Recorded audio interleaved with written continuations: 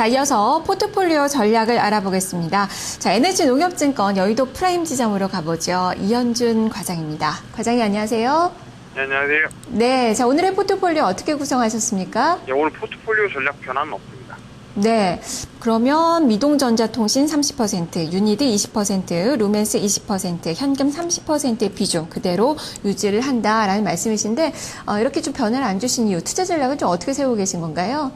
지난주에 제가 이제 금요일날 중소형주를 비중을 좀 축소를 하고 대형주를 좀 확대를 하자 이렇게 말씀을 드리면서 이제 신규로 이제 편입 관심주에 이제 금호타이어와 이제 신규 편입을 유니드를 했는데 유니드 뭐 조금 빠지긴 했지만 뭐 견조한 모습입니다만은 최근에 중소형주가 이제 급락을 했습니다. 이제 중소형주가 급락을 하면서 제가 이제 뭐 조금 더 자세하게 좀 더 변화를 보면서 좀 실시간으로 좀 말씀을 드릴 수 있었다면은 좀 더 좋은 전략을 좀 세워줄 수 있었는데 뭐 제가 뭐 수금밖에 못 나가니까요. 이러한 부분 한계가 있었고 일단 중소형주가 너무 창졸간에 또 너무 많이 빠졌죠. 너무 많이 빠져서 이러한 부분에 좀 저 스스로도 좀 뭐 아주 완벽하게 저는 못한 상황입니다. 아마 여러분들이 좀 그럴 거라고 판단을 하고 있는데 일단 이러한 부분들이 저는 지금 현재로서는 제가 이전에 바로 금요일날 대형주를 확대를 하고 중소형주를 축소를 하자라고 말씀을 드렸던 부분에 지금은 오히려 반대 전략을 가야 되지 않느냐라고 판단을 하고 있습니다. 가격 조정. 그러니까 지금 저희가 이제 중소형주 축소라고 제가 말씀을 드렸을 때는 충분한 기간 조정, 약간의 가격 조정과 더불어서 기간 조정이 나올 거라고 봤는데 지금 뭐 거의 3일 동안 지금 5% 이상이 빠졌거든요. 코스닥 지수가.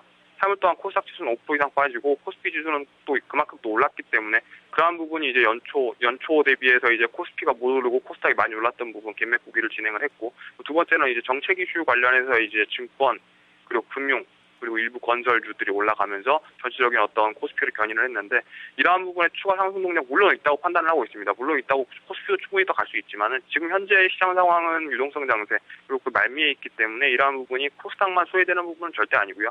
다만 이제 실적 시즌 앞두고 나서 이제 밸류에이션에 대한 어떤 부담들 그리고 모멘텀으로 너무 많이 올랐던 코스닥들 그리고 일부 신용장고에 대한 부담들이 겹쳐가지고 좀 주가가 좀 하락을 했다 이렇게 판단을 하시면 되고 지금 여기서부터는 오히려 많이 빠진 종목들 중에 많이 빠진 종목이라고 해서 빠진 종목들은 사실 빠진 이유가 있는 거거든요. 그래서 빠졌다고 해서 다 좋은 건 아닙니다만은 여기서 이제 빠진 종목들 중에서 옥석 가리기를 해야 될 시점이 아닌가. 그리고 실적이 지금 당장 좀 안 좋은 애들도 있을 거고 당장히 또 2분기에 좋아지는 애들도 있는데 다 같이 빠진 애들도 있는데 일단 2분기에 좋아질 애들 이런 애들로 좀 많이 좀 오히려 코스닥 중심으로 좀 분할 매수를 하시고 또 그렇지 않더라도 지금 현재 주가가 지금 상당 부분 지금 뭐 실적에 대한 우려들이 반영이 됐다고 판단을 하고 있기 때문에 오히려 지금부터는 코스닥에 대한 분할 매수가 충분히 가능한 시점이 아닌가라고 판단을 하고 있기 때문에 지금 일단 이렇게 전략을 갖고 왔고 근데 현금 비중을 지금 움직이지 않는 이유는 시장의 변동성이 지금 너무 커졌습니다. 지금 뭐 월말 이제 윈도우 드레싱도 기대를 할 수가 있는 국면이라고 판단을 하고 있습니다만은 지금 현재는 코스닥 부분에 대한 어떤 변동성이 지금 뭐 예상외로 지금 어저께 이제 기관이 900억 가까이 코스닥을 매도를 했기 때문에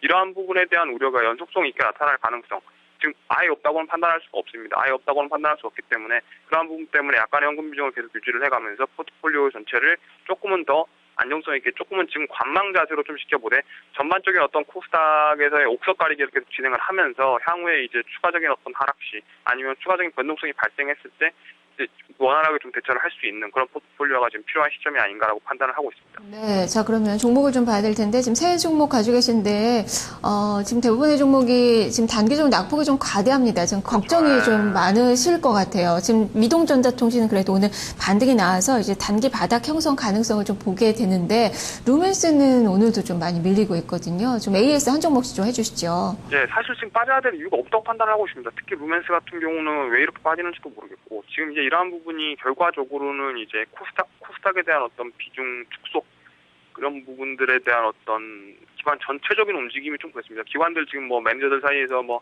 일단은 뭐 코스닥 팔자 지금 일단 이런 부분들이 좀 있고 가장 큰 부분이 일단은 뭐 배당에 대한 어떤 기대감 그러니까 정책 이슈에 대한 기대감들이 커지면서 코스피 위주로 좀 돈이 몰려가는 경향이 좀 있었습니다. 그렇지만 그게 뭐 한계가 있기 때문에 이러한 부분에 대해서 일단 주가가 배당에 대한 어떤 배당 수익이 올라간다는 얘기는 그만큼의 주가에 대한 멀티플을 높여줄 수가 있다는 얘기거든요. 그럼 멀티플 플레이가 끝나고 나면은 그러한 부분에 대해서 추가적인 어떤 상승 동력 물론 있다고 전체가 같이 올라갈 때는 있습니다만은 지금 현재 단순하게 코스닥은 계속해서 좀 빠지면서 코스피만 올라갈 수는 없다 이렇게 판단을 하고 있습니다. 그런 관점에서 지금 루멘스 같은 경우는 뭐 2분기 실적 지금 뭐 영업이익 80 정도 이상을 하고 있는데 연간으로 보게 되면은 이제 300억 이상이 충분히 나올 수 있을 것 같고요. 그렇게 보면은 지금 뭐 역시 예전에 말씀드린 대로 지금 뭐 LED 관련주 중에서는 가장 뭐 비중이 가장 뭐 저평가된 회사다 이렇게 좀 판단하시면 될 것 같습니다. 그렇기 때문에 이러한 부분에서 다만 제가 이제 분할 매수 충분히 지금도 추가 매수를 할 수가 있는 기회라고 판단을 하고 있습니다만은 지금 현재는 지금 시장이 안정화될 때까지는 조금만 더 기다렸다가 속도 조절을 해가면서 루멘스 추가 매수 제가